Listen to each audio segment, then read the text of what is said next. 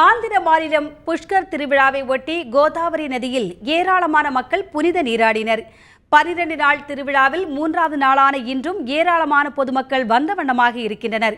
திருவிழாவின் முதல் நாளில் புனித நீராடிய போது ஆற்றில் மூழ்கி நெரிசலில் சிக்கி 35 பேர் உயிரிழந்தனர்.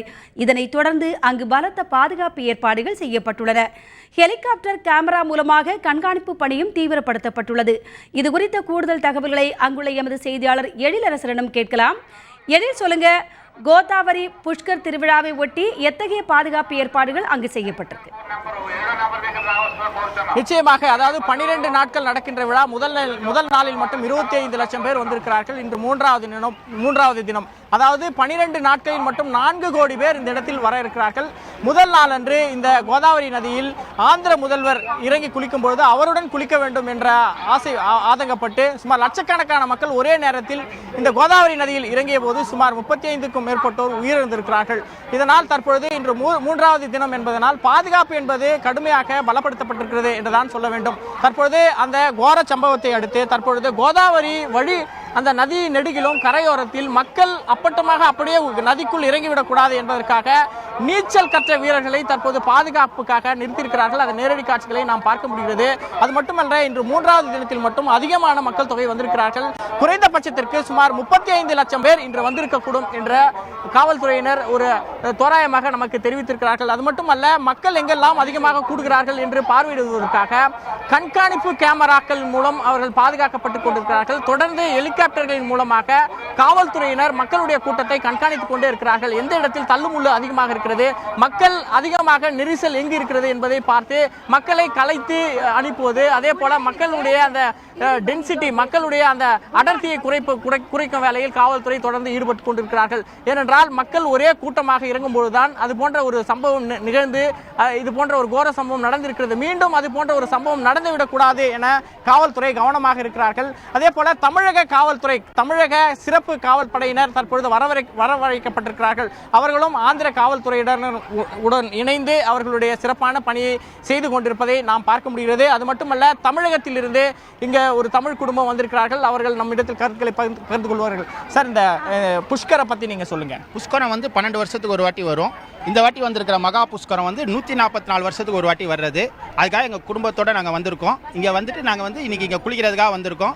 ஆந்திரா போலீஸும் தமிழ்நாடு போலீஸும் சிறப்பான ஏற்பாடுகளை செஞ்சு எல்லா மக்கள் எல்லாம் ஃப்ரீயாக குளிச்சுட்டு போகணும் அப்படிங்கிற மாதிரி நல்ல ஏற்பாடுகளை பண்ணியிருக்காங்க. அவங்களுக்கு ரொம்ப நன்றி. நாங்கள் ஃப்ரீயாக நல்லா குளிச்சுட்டு இருக்கோம். அது இல்லாமல் இந்த தந்தி டிவி டைரெக்டாக எங்கள்கிட்ட இது பேட்டி காண்றதுங்கிறது ரொம்ப சந்தோஷமான விஷயம். நான் சென்னையிலேருந்து வந்திருக்கோம். நாங்கள் ஒரு 10 பேர் வந்திருக்கோம். எல்லாம் சந்தோஷமாக குளிச்சுட்டு இருக்கோம். இங்கேருந்து குளிக்கிறதுனால நீங்கள் என்ன நடக்கும் நம்புறீங்க? நல்லா நடக்கும். தெய்வ சன்னிதியில் ஒரு 145 வருஷத்துக்கு அப்புறம் தான் இது வந்திருக்குது. நல்லா இது ஆயிருக்குது. பெரியவங்களெல்லாம் ஆசீர்வாதம் வரும். அதனால தான் நாங்கள் குளிக்கிறதுக்கு வந்திருக்கோம். எல்லாரும் ஆசீர்வாதத்துக்காக இந்த கோதாவரி புஷ்கரத்தை பண்றதுக்கு வந்திருக்கோம். அதாவது மராட்டிய மக்கள், தெலுங்கானா மக்கள், அதே போல ஆந்திர மாநிலத்து மக்கள் 3 மக்களும் இந்த கோதாவரி நதியை தங்களுடைய தெய்வமாக வழிபட்டு கொண்டிருக்கிறார்கள். 12 நாட்கள் கோதாவரி தாய்க்கு திருவிழா எடுக்கிறார்கள்.